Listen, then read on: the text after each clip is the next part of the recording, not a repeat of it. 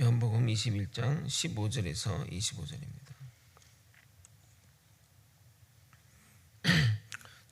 저와 번갈아 교독하고 마지막 절 함께 읽겠습니다. 그들이 조반 먹은 후에 예수께서 시몬 베드로에게 이르시되 요한의 아들 시몬아 내가 이 사람들보다 나를 더 사랑하느냐 하시니 이르되 주님 그러하나이다. 내가 주님을 사랑하는 줄 주님께서 아시나이다. 이르시되 내 어린 양을 먹이라 하시고 또 두 번째 이르시되 요한의 아들 시몬아 내가 나를 사랑하느냐 하시니 이르되 주님 그러하나이다. 내가 주님을 사랑하는 줄 주님께서 아시나이다.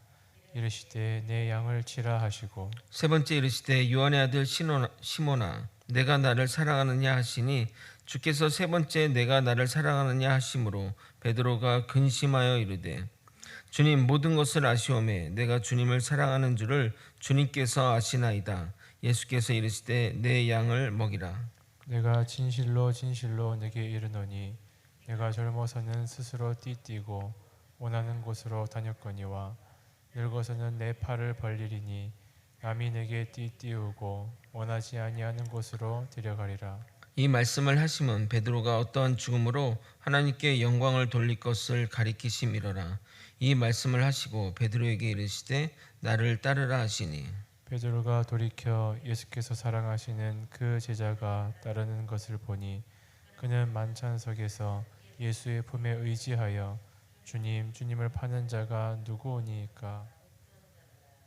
이에 베드로가 그를 보고 예수께 여짜오되 주님 이 사람은 어떻게 되겠사옵나이까. 예수께서 이르시되 내가 올 때까지 그를 머물게 하고자 할지라도 내게 무슨 상관이냐. 너는 나를 따르라 하시더라. 이 말씀이 형제들에게 나가서 그 제자는 죽지 아니하겠다 하였으나 예수의 말씀은 그가 죽지 않겠다 하신 것이 아니라 내가 올 때까지 그를 머물게 하고자 할지라도 내게 무슨 상관이냐 하신 것이로라. 이 일들을 증언하고 이 일들을 기록한 제자가 이 사람이라.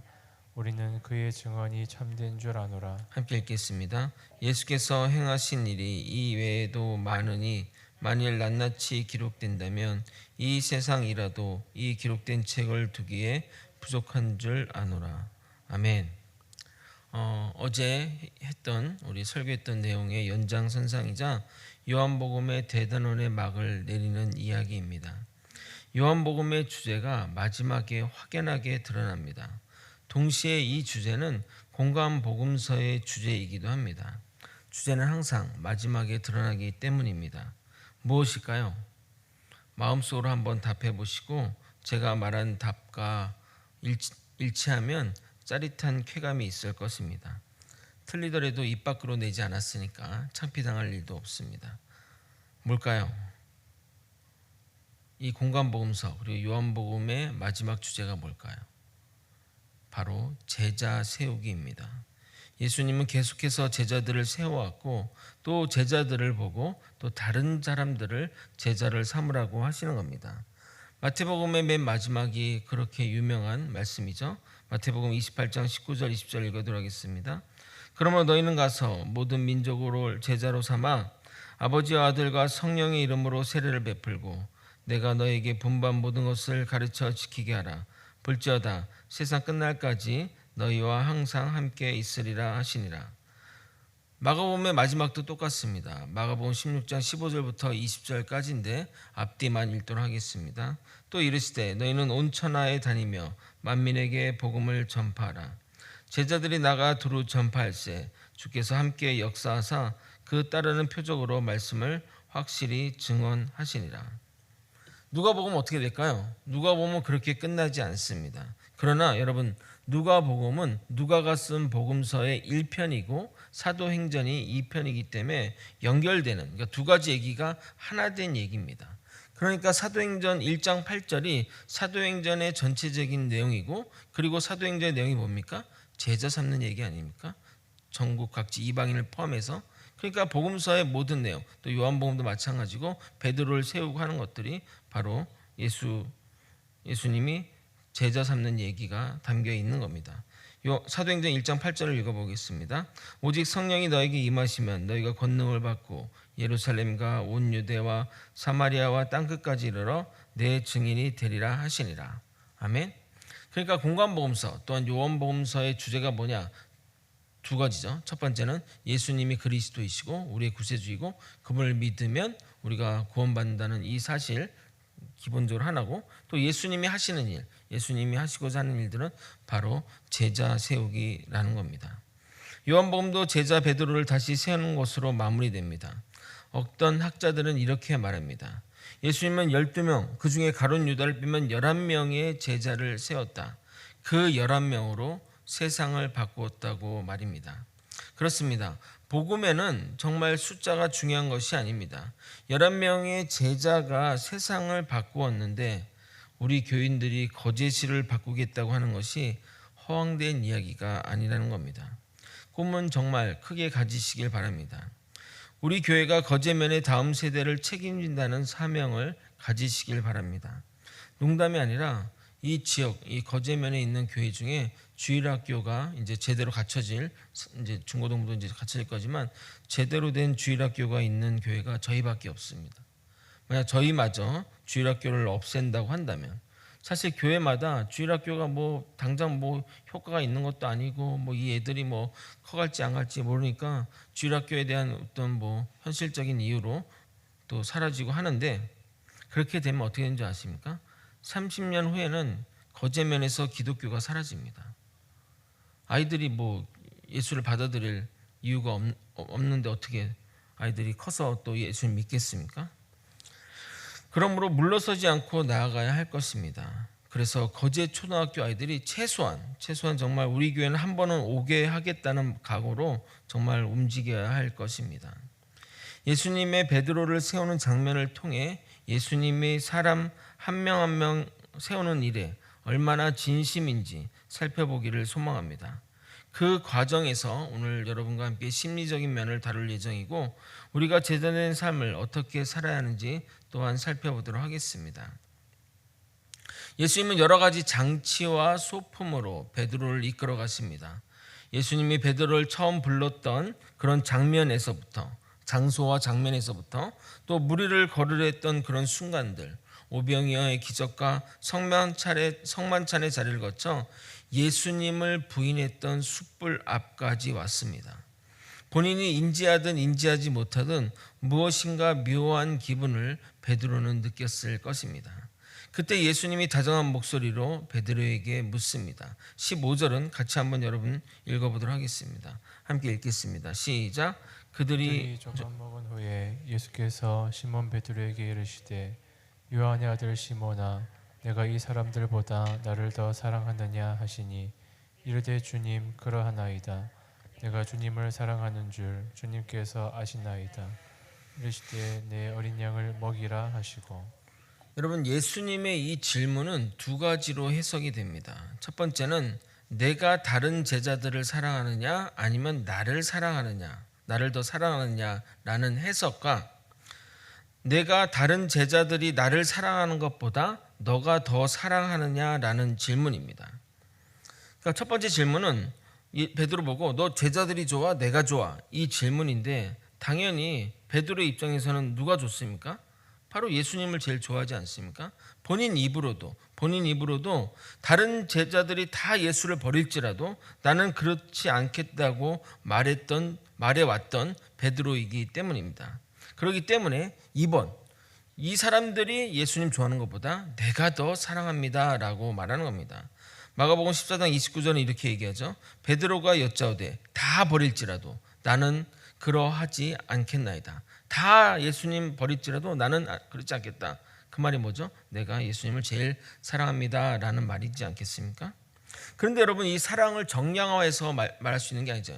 말할 수 있는 것이 아니지 않습니까? 나는 뭐 예수님 사랑하는 게 90점이에요 이렇게 표시할 수 있는 것이 아니기 때문에, 제자들이 사랑하는 것보다 제가 더 예수님을 사랑하는 것을 주님이 아시지 않느냐라고 말하는 것입니다.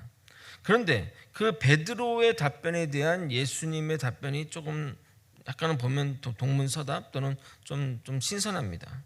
내 어린 양을 먹이라 하시기 때문입니다. 보통 내가 널 사랑해 하면 나도 널 사랑해 답하거나 또는 그러니까 내가 널 사랑해 하면 나도 널 사랑해 답하거나 베드로가 질문 형태로 돌렸으니 내가 잘 알고 있다. 너가 날 사랑하는 것을 라고 해야 되는데 내 양을 먹이라고 하기 때문입니다.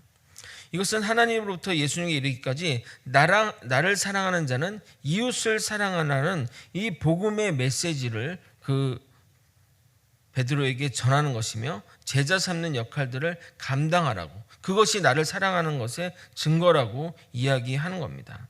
가장 이웃을 사랑하는 방법이 뭐죠? 복음 전파이지 않습니까? 베드로에게 이렇게 선교의 사명을 주고 있는 겁니다.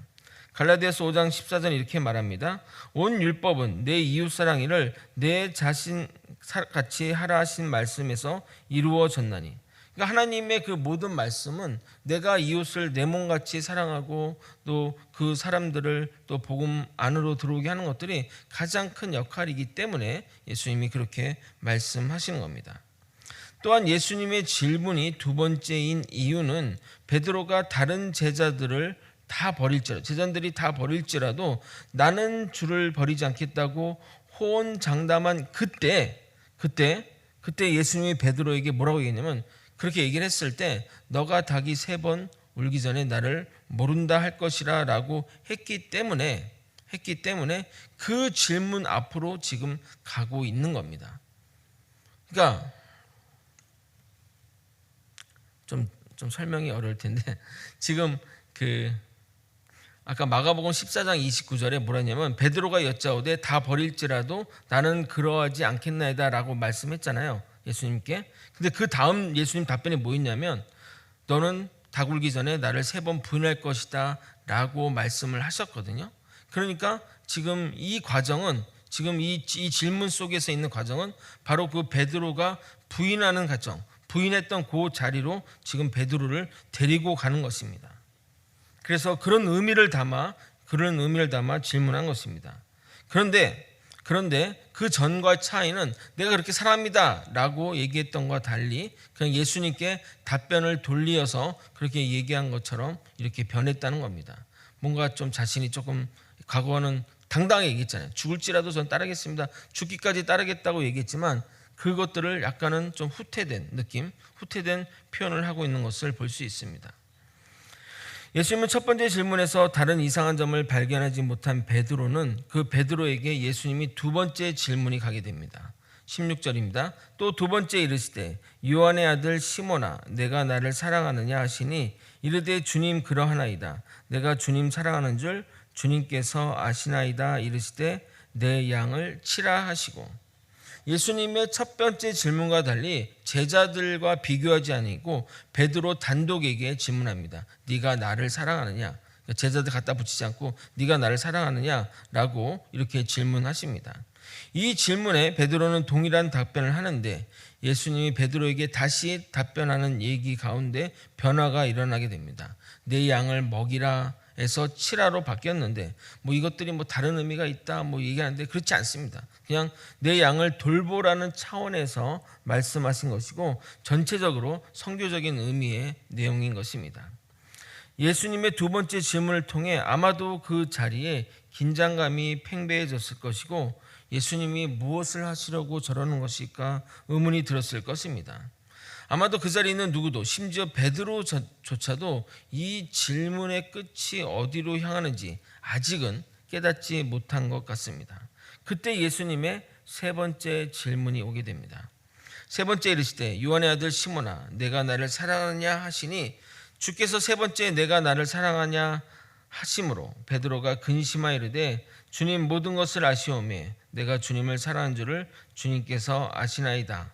예수께서 이르시되 내 양을 먹이라.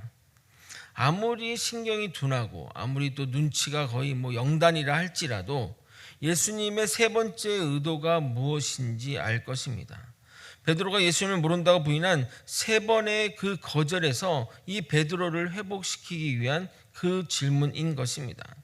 그래서 베드로는 예수님의 세 번째 질문에 근심하며 답변했다고 말합니다. 여기 근심하다로 번역한 헬라어 엘리페데는 슬퍼하다라는 의미가 더 가깝습니다. 그러니까 이 자기가 숨기고 싶었던, 정말 잊고 싶었던 그 상처가 드러나면서 그 숨기고 싶었던 그 감정이 올라오면서 슬퍼하면서 이렇게 이야기했던 겁니다. 베드로는 부활하신 예수님을 보면서 너무나 기쁘고 너무나 참 좋았는데 앞으로 나서지 못했습니다. 어찌 나 같은 놈이 예수님의 제자를 할 수 있는가? 한두 번도 아닌 세 번이나 부인하고, 그리고 마지막은 예수님을 모른다고, 저주하면서 모른다고 했는데, 그리고 그 장면을 심지어 예수님이 그 장면까지도 보셨는데 내가 어찌 예수님 앞에 나설 수 있는가? 내가 제자라고 할 수 있는가? 차라리 예수님이 나한테 와서 뭐라고 하신다면 좋겠는데 오히려 더 아무 말도 안 하시니 죄송하고 미안해서 자꾸만 뒤로 숨게 되는 베드로의 모습입니다.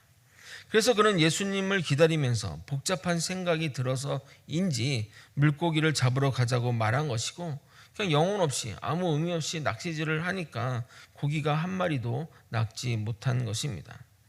그러나 만약 이 베드로에게 이런 회복의 과정이 없었다면 누구도 뭐라고 하진 않겠지만 죄책감과 다 도망갔으니까 누가 누구를 욕하겠어요?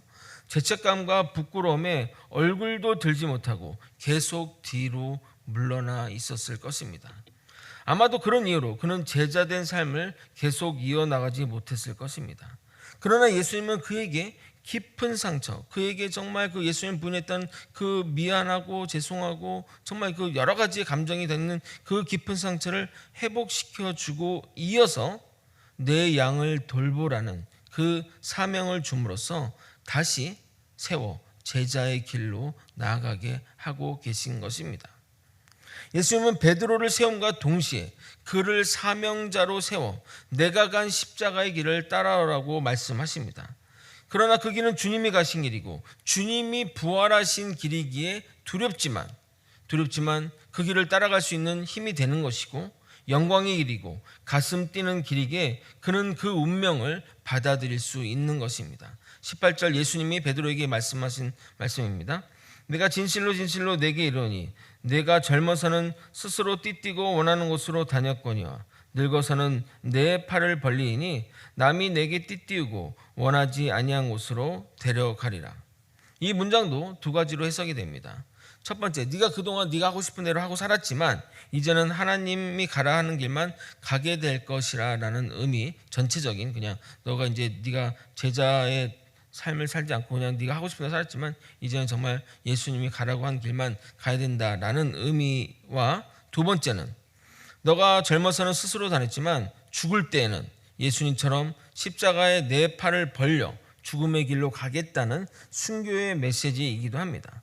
무엇으로 해석해도 상관이 없지만 두 번째가 더 맞는 해석인 것 같습니다. 전설에 따르면 베드로는 초대 교회 및 선교지를 열심히 섬기다가 로마 네로 황제 때 로마 군인에게 잡혀 십자가에 달리게 되는데 내가 어찌 예수님과 같이 똑같이 십자가를 할 수 있냐, 나는 차라리 거꾸로 박아달라고 해서 이렇게 순교했다고 전해집니다.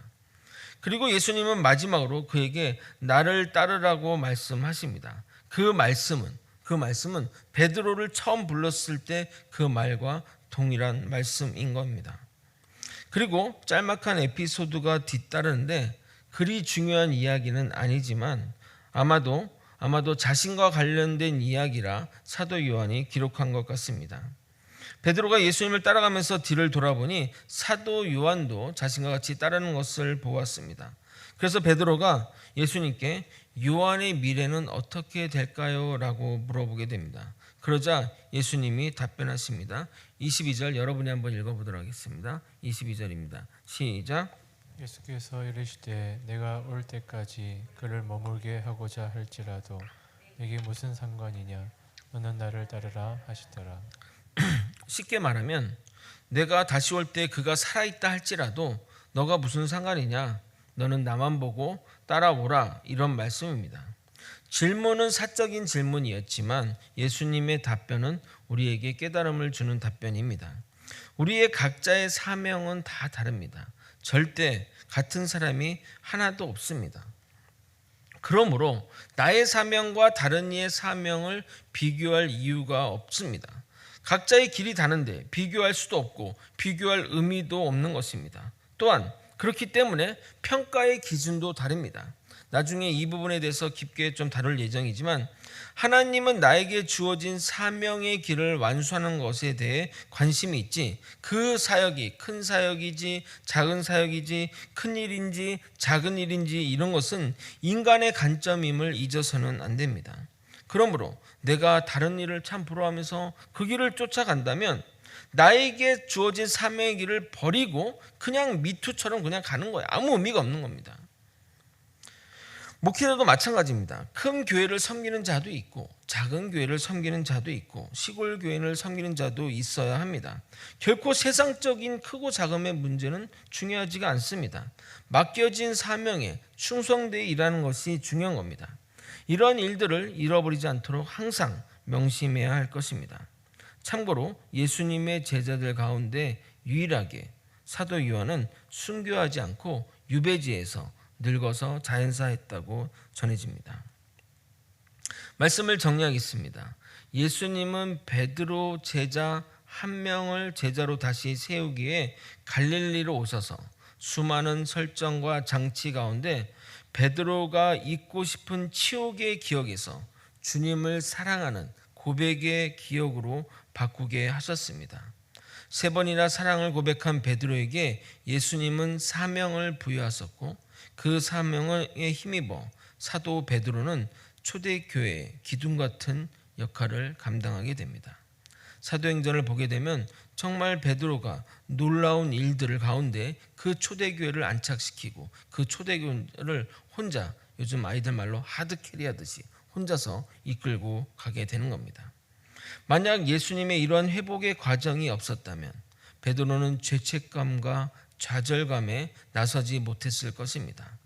그러나 주님은 그를 실패와 절망에서 다시 세우셨고 사명자의 길로 가게 하였습니다. 우리도 주님의 사랑에 의지하여 주님의 사명자로 거듭나야 합니다. 과거의 아픔과 실패에 갇혀 있어서는 안 됩니다. 주의 사랑에 의지하여 일어나 주님의 일을 감당해야 합니다.